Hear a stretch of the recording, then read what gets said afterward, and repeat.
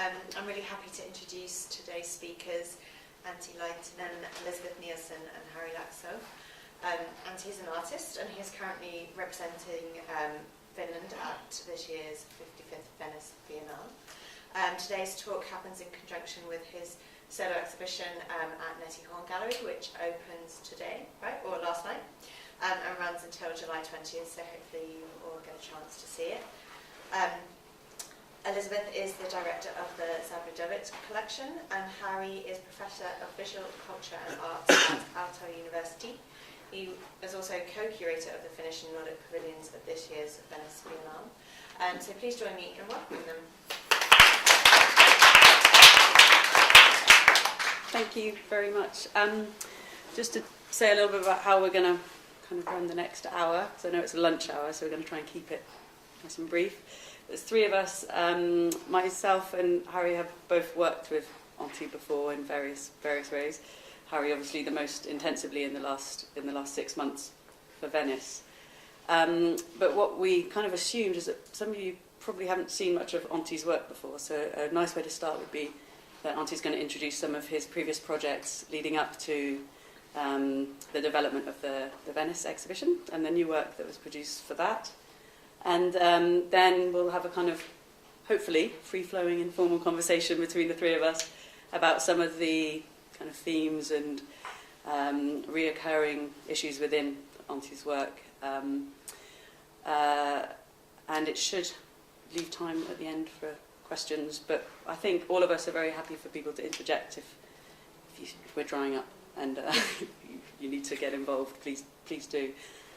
So I'm going to first ask Antti to kind of talk us through some of the works that you've produced to date through images. I thought would be a good way. Yeah, I show you some of my older works and tell something about them, and then Lizzie and Harri can continue.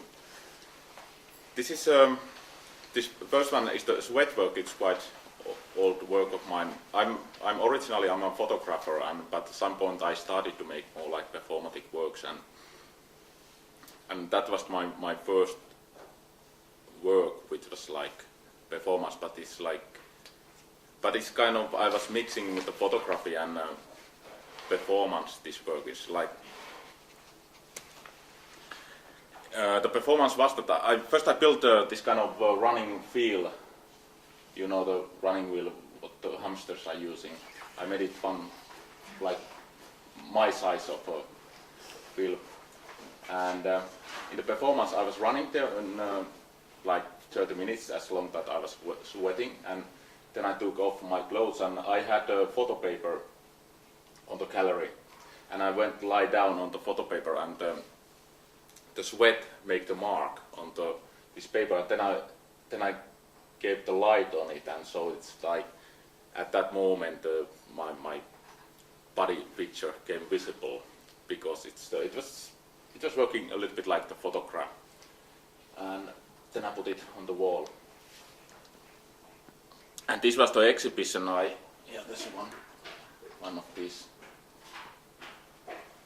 This was the exhibition. It took like 2 weeks, and every day I made the new sweat work there in the gallery. And because they were photo paper, they started to disappear.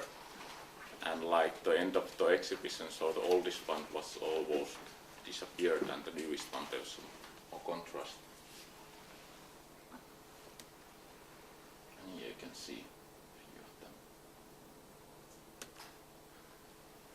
Okay, and this is the work I made same time than sweat work. It's 3 stones. I was digging 3 holes. Once I was digging 3 minutes, and I took the stone what was bottom of the hole after 7 minutes, and then I was digging 7 hours, and then I took the stone what was I found after 7 hours digging, and then I was digging 7 days, and then I took the stone what I found after 7 days of digging, and then I showed these 3 stones, and there's the first one. This is a kind of documentation of my work. This is 7 days, 7 minutes of digging, 7 hours of digging, and 7 days. Here's my self-portrait after 7 days of digging. I'm standing on the bottom of the hole.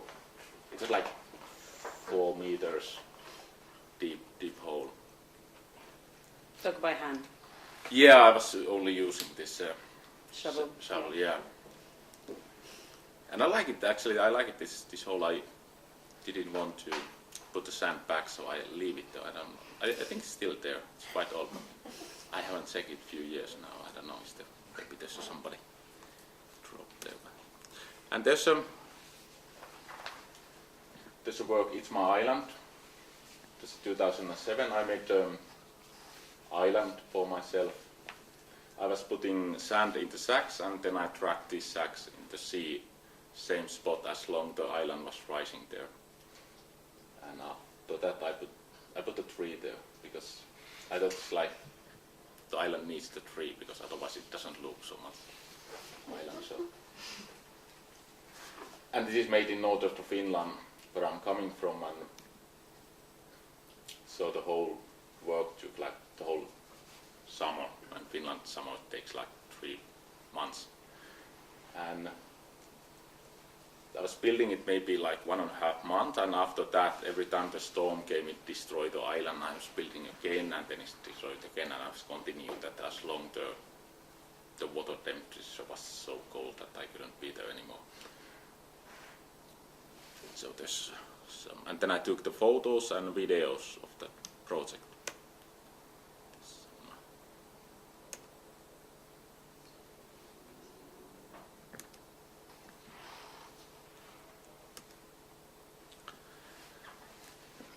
And this work is called Puzzle. I felled a tree, and I took the like timber, like about 3 meters long, and I ship it with, and then I was gluing it back together as a timber. So here you can see this 3 meter long timber, and this is the like how it was like originally. It was like, so it was quite bigger. Yeah. How much glue did you need for this? Yeah, when I started to make it, I was thinking that when I went to the hardware store, I started to think that like, should I take like 1 liter or 3 liters? But like, I did the 3 liters, but then I had to buy a little bit more, and finally I was using like 60 liters.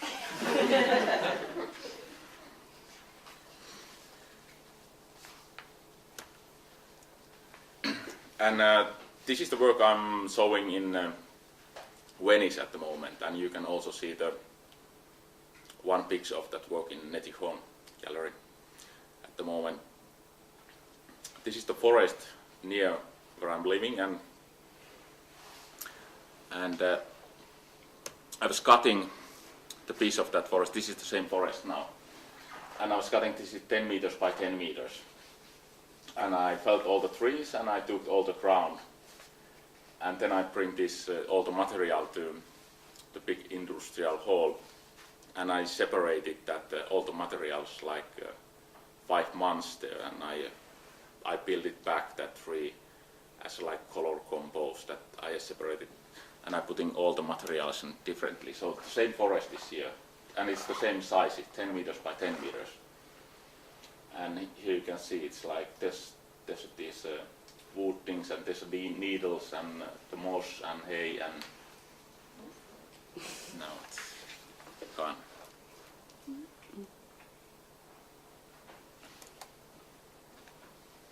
Doesn't like it. Oh, I think we need to charge the computer. That must be what it is. Is it plugged in? Yeah. Well, it doesn't want us to. Sorry about that. But I think I almost showed already Yeah, we showed everything. most I can, if we get the computer working, so it's I can put the video running. Yeah, we were background, so. also going to show the video of the making of the forest square while we started Yeah. to talk, but maybe we'll. And there's also in the video I'm showing is this 3 reconstruction what I made in Venice. Also it's kind of performance that I felled 5 trees in Finland, and I cut them pieces, and I chopped them up, and then we transported these logs to Venice, and then I try to build these trees back in the front of the Finnish pavilion. But I hope later maybe you can see the video if it's working. But maybe, I don't know, Well, maybe we will you can... start. We'll Yeah. have to fiddle with this a bit, but maybe we'll start by thinking about. There's many things that come up during your little kind of introduction to some of the works, and we'll try and go through some of those. I think there's a lot to talk about in terms of duration and performance, the idea of work and play and humour within your work, its relationship to nature and its relationship to art history and image making. So those are maybe the things that we'll concentrate on. But I'd like actually to start by something that is not necessarily the first thing one thinks about, but it's the first thing one thinks about today on the 21st of June, which is Midsummer's Day, which in Finland is a very important festival, I believe. I think it's the biggest one, maybe. It's maybe after Christmas it's a non-religious festival. It's a kind of celebration of the seasons of midsummer, the longest day, shortest night, and it makes me think about how there's a ritualistic aspect to many of your works, and there is a kind of a relationship to a sort of going back to something more, maybe with that, it's not an easy word to use, but primitive about it, something that's very basic. But there's also, I think, a relationship to there is a religious reference in some ways, in that in Finland, so I should also, for complete transparency, say that I work in Finland a little bit. The family that I work for are Finnish, so we have some relationship to there, and that's how I've met Antti over the years. And I've noticed that there is a very specific work ethic in Finland as well. And I wonder what this relationship between ritual and the work ethic, maybe Harry, you have some thoughts about that. Yes, as you said, that the Midsummer's Day is a very special day in Finland, and it kind of used to be a pagan or pre-Christian kind of tradition. We have big bonfires, and people migrate to the countryside, and it has a kind of ritualistic and kind of magical aspects to this holiday as well. And I think it's very apt that we are here today, like talking about Antti's work on this particular day, because it is it somehow makes visible in Finland this kind of undercurrent that is always there, going back closer to nature, as you said. But at the same time, Finland is maybe, I don't want to kind of oversimplify things, but we have also this kind of Lutheran work ethic that I think that Antti's works sometimes kind of humorously comment, for example, with the sweat work. And this kind of combination of something like pagan almost, or very close to nature, and this kind of Christian work ethic is something that I feel that is present in his work. And of course the kind of ritualistic aspect, in the sense that you do a lot of performances that have a repetition of things and gestures, and so this aspect is something that is kind of comes to mind of course, in addition to many of the other kind of themes that you went with. In terms of the ritualistic aspect, do you think that is to do with the specifically relationship to nature, or more about kind of the performance and duration side of it? How do you? I think it has to do maybe kind of repetition and doing certain kind of acts, and of course if you talk about ritual, even the sweat work, which has the obvious references to kind of these images, sudarium and sweat cloth images that are ritualistic. Religious iconography, you mean, like a sort religious iconography, but I think it's more maybe in Antti's case, kind of performing certain actions and repeating them and taking them to a limit, and seeing like where they go. I find it often that Antti's work is very difficult somehow to talk about, not because it's kind of obscure or somehow not clear in that, but for the opposite reason that it's very, the ideas are very clear and things are plain to see in the way that they are presented. So. In some ways, language is unnecessary because they seem they're quite straightforward in some ways. I mean, your titles I think are playful though, and they bring in. I think of the first work I ever saw by you, which was Bare Necessities, which I think was made nearly 12 years ago. It's a very one of my earliest works. Which you didn't choose to present today, and is there a reason that you? It's very old work. It's like maybe the oldest work I'm showing at the moment. So I don't know. It's like I couldn't show the older works now. I just choose some. Do you mind describing what happens in?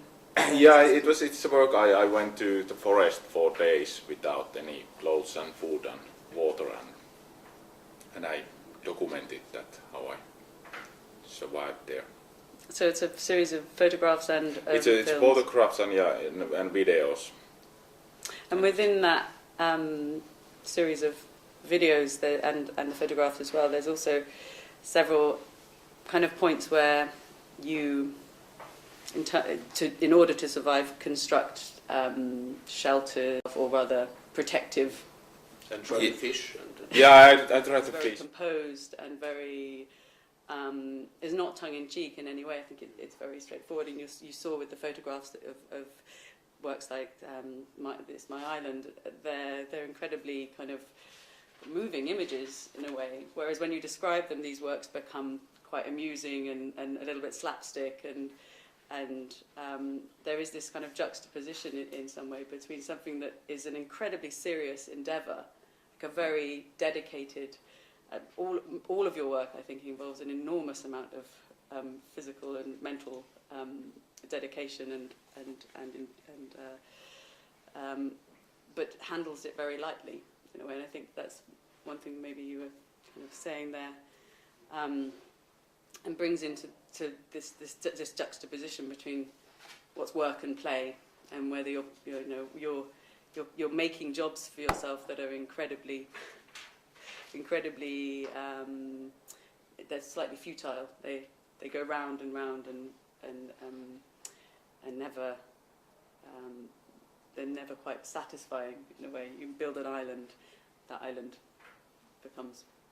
goes back to the sea. Yes, many times happening in my work that in somehow it's like the island is disappearing, and it's like the sweat works, they are disappearing after. And even with the forest work, I assume the photograph is all the documentation is all that survives. So photography becomes and filmmaking is really becomes a very important part of your practice in that way. And this idea of dedication to your practice and you're one of the most hard-working artists out there because of the nature of the pieces that you produce. I suppose is something that I find really fascinating. But it also brings up, and all of these works do bring up a kind of political aspect as well. In terms of, I think maybe this one's a specific one about and It's My Island, about land ownership and rights to and access to land and things like that. I think well, this is an interesting question concerning the politics of Antti's work, because I think that the attitude towards, let us say, for example, nature or forests is in Finland slightly different than it might be in the south of Europe, for example. And from what I've heard from Antti is that people can react to cutting down trees, for example, in a very different way. Like if they come from Finland, where you have abundant forests. I had this performance tour last summer, and I made this the same work you just saw there is like this. When I felled a tree and I chopped them up and built it again, and I made it in Vienna, Bristol, and Oslo, and in Kuopio, Helsinki, and Kuopio in Finland. So it was quite different how the people reacted in Vienna and in England. So they thought that like people were like in Vienna. Some old lady came to yell me just before I was starting. She was yelling like 10 minutes, and only I understood was a Kunstner and Idiot. And it's also in England. But I'm like felling the tree. People were like very emotional relationship that like the forest is getting broken if I take one tree down.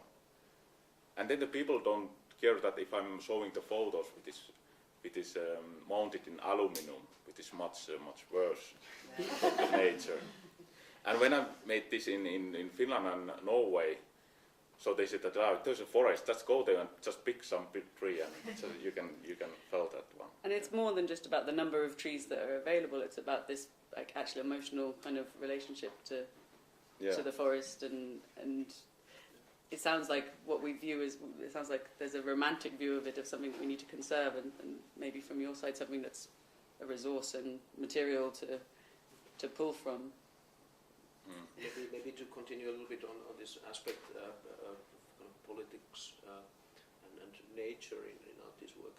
Of course, in the exhibition that we have in Venice, which is a combination of two different artists, in addition to Antti Vesterinen Haapoja, who has a very kind of political and stance towards nature and towards the rights of animals and these kind of things. But in Antti's case, I think it's more, as you said, the thing that Antti uses or kind of interacts with nature as his workspace, or kind of his enlarged studio space, in which he to my view at least, kind of explores more the aspects of human nature and work and like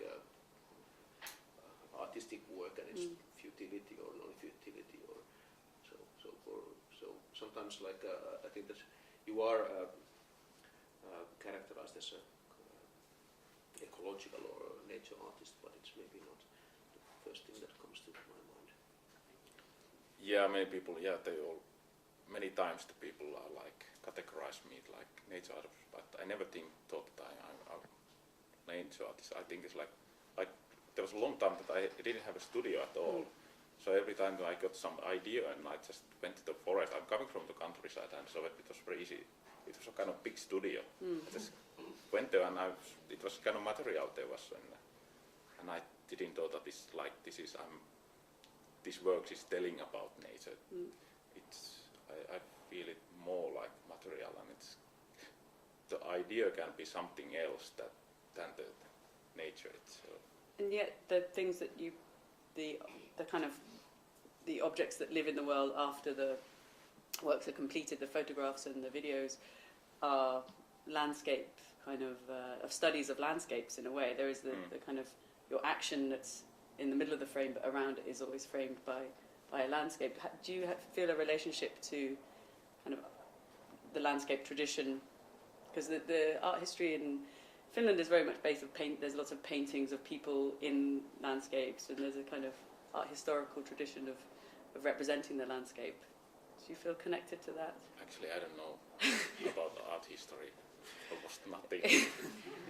Almost nothing, yeah. Lots of your works, I could say every single work seems to kind of enact or reference a kind of art historical moment from the body print, from the Yves Klein kind of body prints to I was thinking maybe in some of your other works, like the pieces that seem to create judge cubes out of ice, and there's many references to art history contemporary art history within your work. And I wondered whether, but the Finnish, because Finland's art history is quite an interesting. It really, the kind of contemporary art or modernist art, modernism in Finland started in the kind of 1914, around this time, where there's this kind of renaissance in painting and art, and I always think of there being some sort of looking at that and thinking that it's too romantic, and that your works seem to represent the landscape and the person in it and people in them, but in a very much a more proactive and less romantic way. Is it never? It's not. That's my reading. Not. I think it's possible, but I haven't think about these things so much. I think it's probably it's what is happening, but I don't know. Maybe. That's fine, fair enough. But the maybe the performance aspect of it is something we should talk more about, because that performance is often for yourself and a camera. There's not always an audience participating. I mean, in the one we're watching in the background, which is again the tree reconstruction, there was a chance for an audience to watch this, but it's not. Yeah, there's one tree I was building in during the opening, but it's mostly I'm doing something in front of the camera, and then I show the documentation. And but sometimes I think some works can work also in live performance. I don't like to do so much like performances, but I don't know. It's not a good excuse to say no, that I don't like them. But if the work is but in some ways, better like that, it doesn't make a difference to you whether these are witnessed in process. It's that you want them to be witnessed as complete acts at the end, as the trees rebuilt. Because the trees these trees that we're seeing built in the background were 5 trees that were brought from Finland to Venice. Maybe Harry, you can talk a bit about how this piece was and your decision to have it as a public or not public kind of performance. I think that the whole process of the Venice show actually was very, very quick. That because of many things that the Finnish frame, which is the fund for that the main kind of organizer of the Venice shows from Finland, it was just in the state of reorganizing itself, and so the schedule was very tight. So and we had a trip to Venice with Antti and Terike, and the decisions to do the Forest Square piece was quite quick. It was a matter of days before the snow would come to the forest, and so Antti immediately went back and cut the Forest Square piece and was doing this tree reconstruction alongside it, and the trees were donated by the parish of the church near Antti's house. I think that I don't know, I couldn't envision what the contrast created by the birch trees in Venice would actually be like, but now that it's there, it's quite a big kind of cultural change to bring that particular type of trees to Venice, and then what comes to the performance aspect, there were many different kind of plans if the whole forest of 5 trees should be built as a performance, but in the end it turned out that only one of them would be done in public and or open to the public, but or before that. It's a similar thing with the documentation we're seeing behind us, in that I think it's important in terms of communicating to an audience, because what you end up with is a very simple and kind of the image that results, the trees, the kind of puzzle trees, and the very organised forest square are things that seem very simple and effortless. So it's important.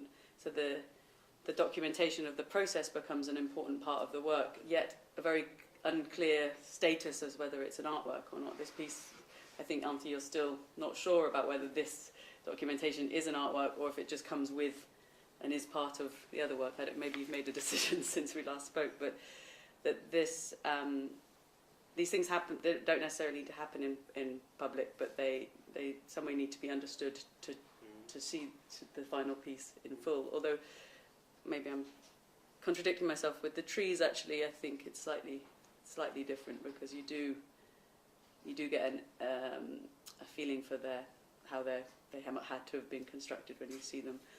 But I just wonder whether the public is kind of just another kind of thing you have to deal with, a logistical and practical consideration, like how much glue you need, because the public want to see it and the art world want to see the artist perform, whereas in actual fact, to you, it doesn't really make that much difference whether people see it or not. I mean, it occurs to me that it's just another byproduct, that it's necessary that the public want to interact with you, but actually what you'd rather do, what your kind of natural inclination to do, is to do it privately and then show them the kind of remnants of it afterwards. Sometimes in these kind of public parts there can be like really kind of wonderful moments which kind of create a sort of community. And I remember in Venice there was a moment when Antti was constructing a tree and a small bird kind of landed on a branch, and then you stopped the building and were letting the bird to just sit there, and people were kind of like somehow it became a very intense moment for the whole audience. Yeah, everybody was silent. Yeah, Everybody stopped. It was like a kind of this, and you were looking at the bird, and the bird was looking back at you. And it was a very beautiful moment. I was lucky enough to be I there remember for when you were there, that. there We were all stunned. It was a really and a kind of perfect moment, and of that, where nature and you are kind of working together in this way, and the way that you handled it was perfect. You were literally standing at the top of your ladder, and I think you just stopped and looked at the bird, hammer in hand, I seem to remember. I think that what we haven't maybe talked so much, we've started to talk about nature. Yeah, well, just like one more thing I might add to you said about sometimes that these processes that are involved are not maybe always visible, but I think that this is something that has to do with many of his works, that it's about kind of what is visible in an image as such, and what is kind of image. I would kind of call it ontological interest in your work, in the sense that like what image portrays and how much it is a trace of something, because you're interested in these things that are left as traces and then somehow to reveal through the documentation, for example, that what kind of other processes are involved behind it, so that these questions of showing and hiding somehow seem interesting to you. And we saw the piece with the 3 stones, for example, which is something that very similar looking rocks that you pick up from after different amounts of work, but sometimes things are not what they seem. Absolutely. Yeah. And that's again important in terms of the documentation of the projects and how they're communicated. There is a kind of there's always this hidden world within them. And how much is evident in this final, how much work is evident, or how much effort is evident within the final piece.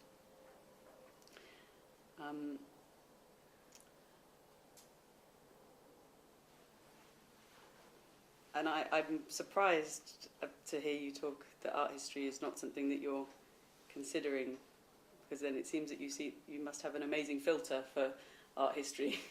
There is some. You can see there's some connection, but I never studied art history, and it was quite late when I realized that I want to be an artist. I was already studying photography, and then during the school, first I was thinking that I'm going to be a photojournalist, and then at some point I started to make these things. Document your own things rather than other people's views.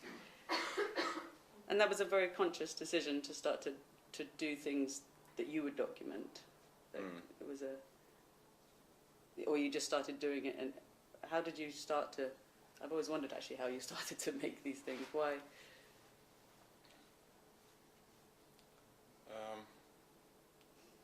I don't know. It's very. I like that I can control everything when I'm doing.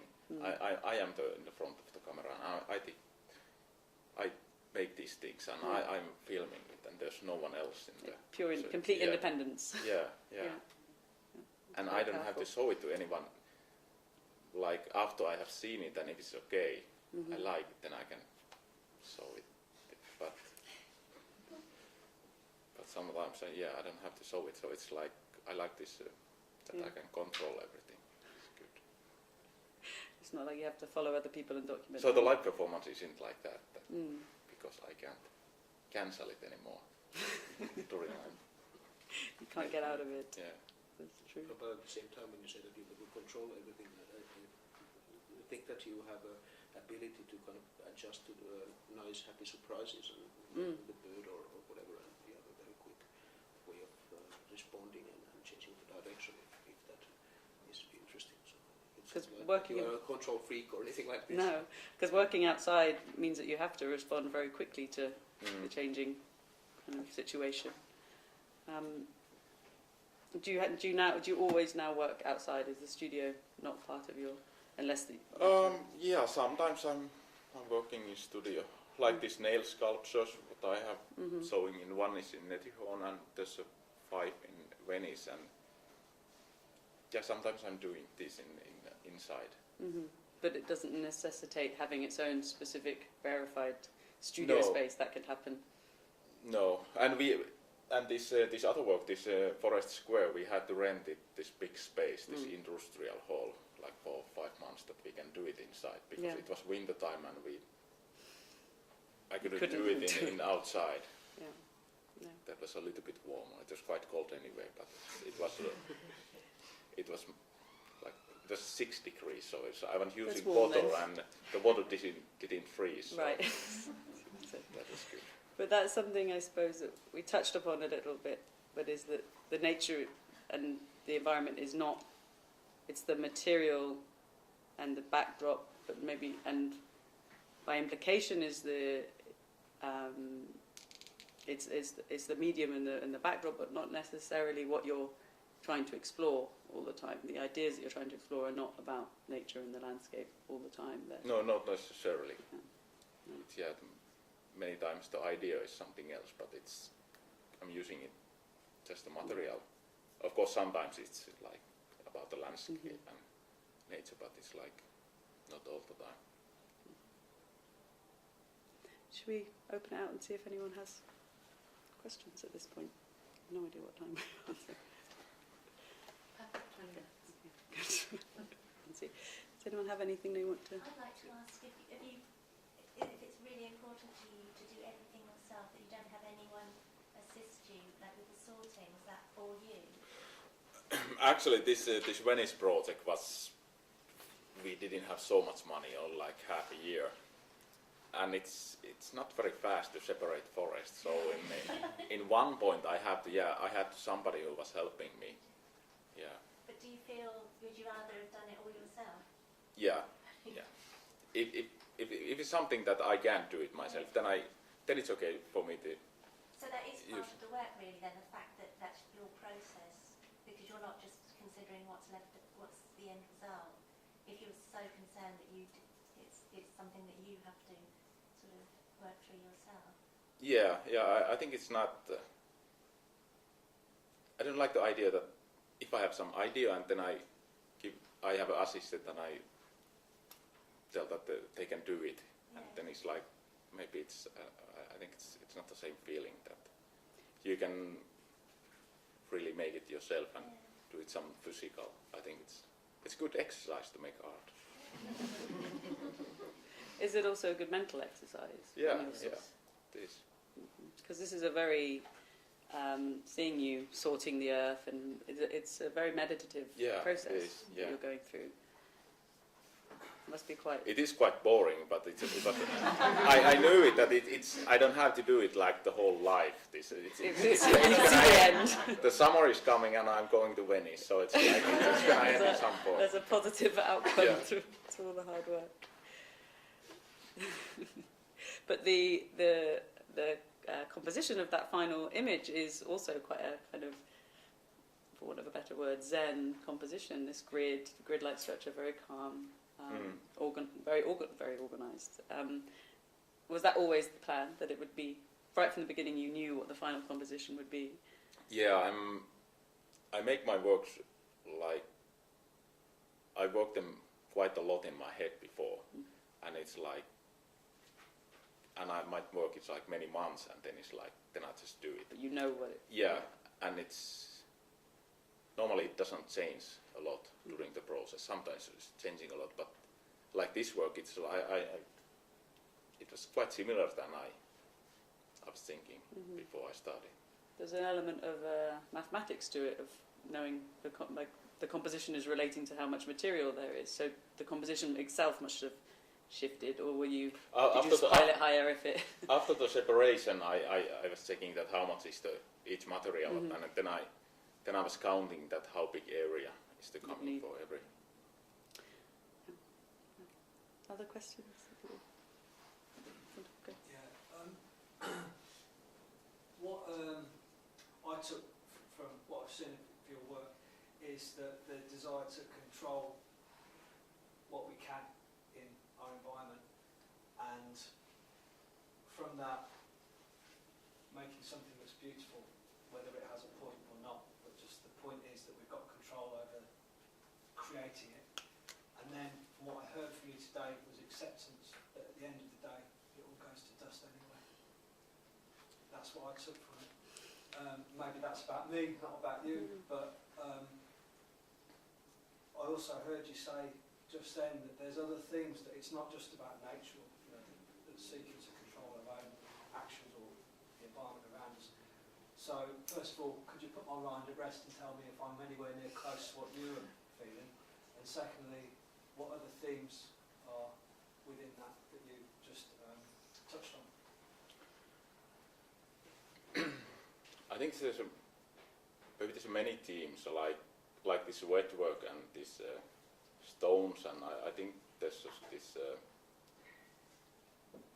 I think there's this Lutheric working ethic, which is like very strong in Finland, and it's like more you sweat, the better work you are doing. And the sweat is kind of the meter of the work. Then you know that if you're sweating a lot, then you know that okay, now you have done the good work.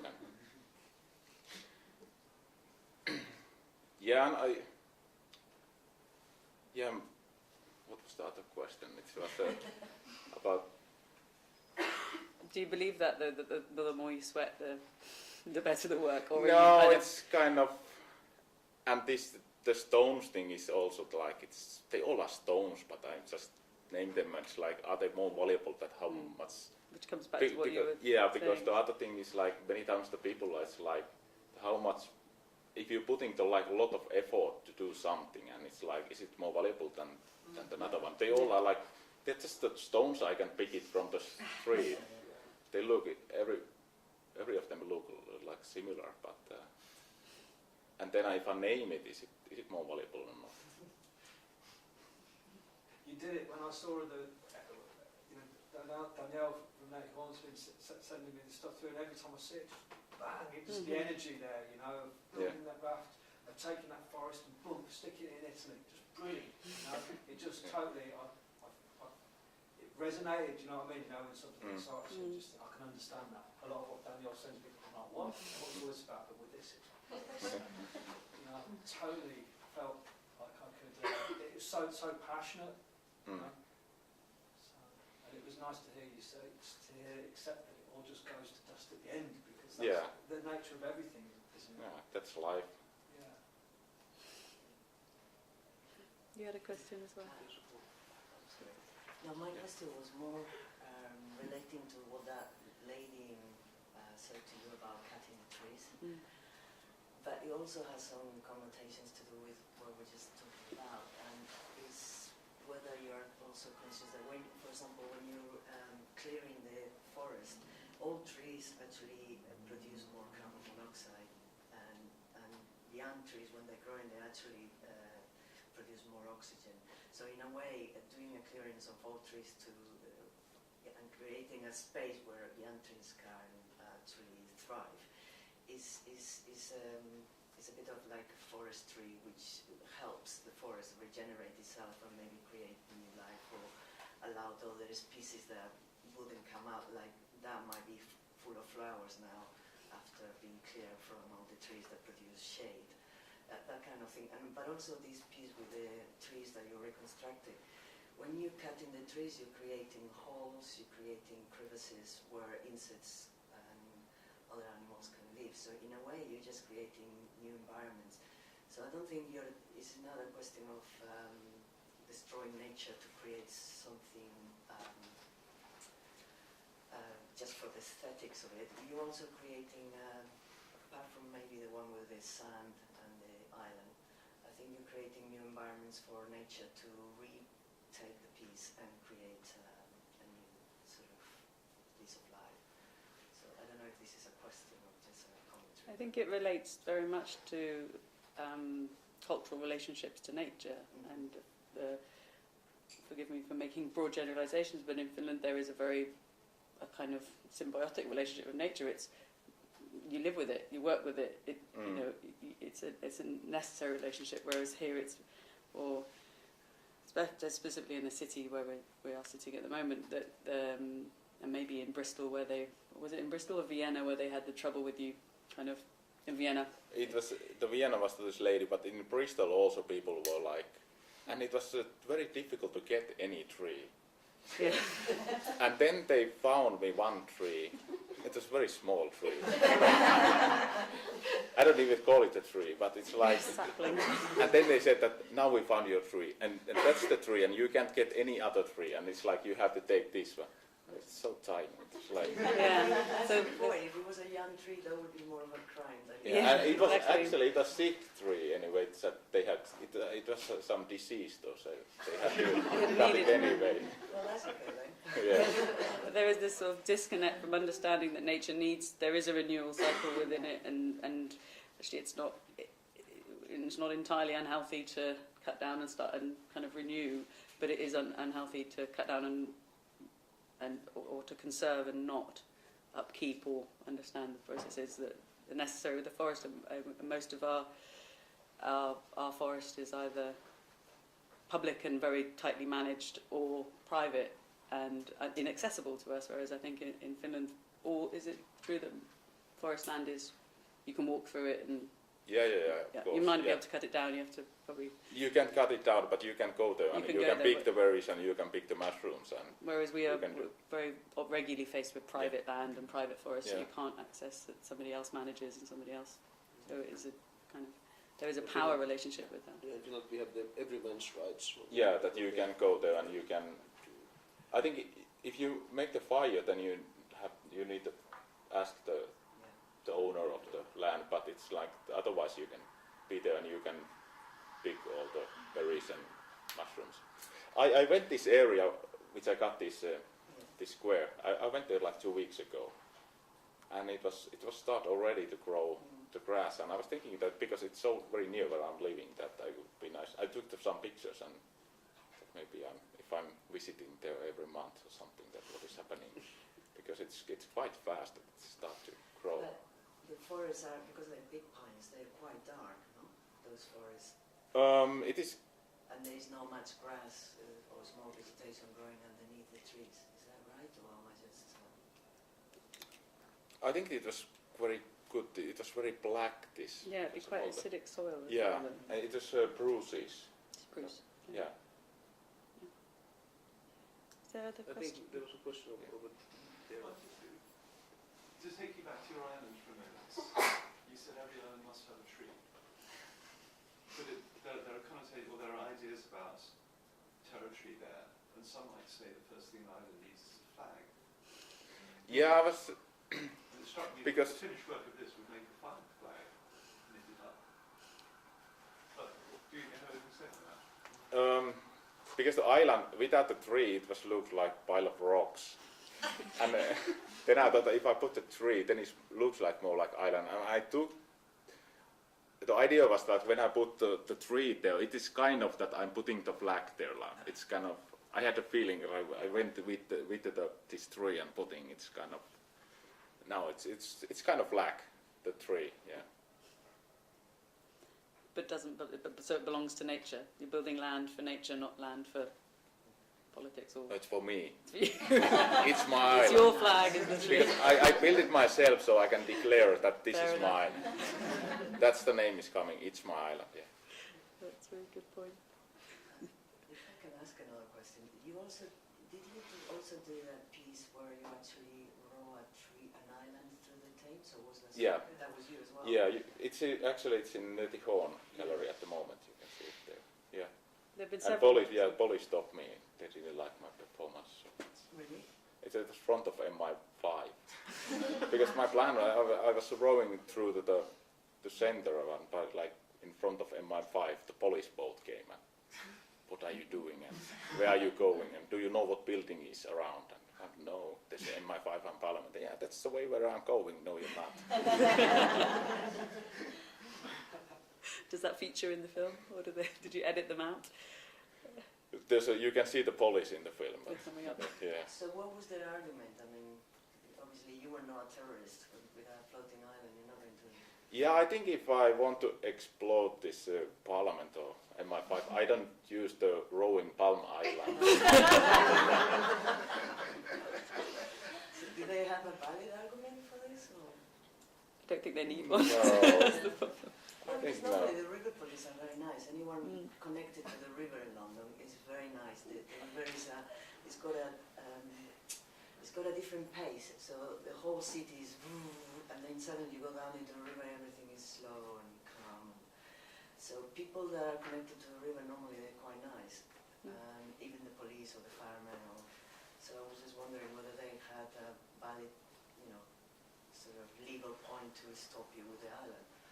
I don't know. Maybe you have to ask that if you want to go there, any vessel in the river. No. And I think maybe they said that this might be too dangerous to go there because there was so much traffic behind there. Okay. So, So health and safety then. yeah.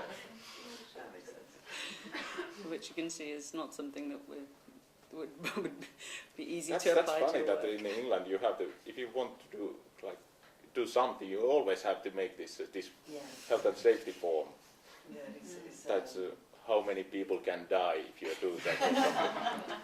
it's something that foreigners have mentioned and sort of comment on Yeah. before about different things. And you need a license if you Yeah. want to use the chainsaw. In England you need a license because I was coming here and doing my performance. They asked me that do I have a license that I can use the chainsaw. No. You've done your many times. chainsaw proficiency test or something. I understand if you drive a car that you need a license, but Because it was in a public place, or Yeah. yeah, I don't know. No, actually, Yeah, even in a maybe. gallery, I think. And yeah, you have some courses that you can take the course and then you get a license. That now you are. because allowed I to used use. it in college before, and I knew about welding. You need a license, but I didn't know about chainsaws. Do you need also welding? You need to pass a course to be able to use welding equipment safely. Funny. Harry, do you have any final, No, any I wonder if there are any other questions. final questions? I hope that people get a chance to see the fruits of Auntie's labour at Nettie Horn Gallery. I would really encourage you to go and see. There's also other works that we haven't talked about that are there as well. And in Venice. And yes, if you're lucky enough to be able to go to Venice, certainly that's until November the 24th. Yeah, I think Yeah. it's on for 6 months. So we do get a chance. But thank you very much for spending your lunch hour with us. That's really good.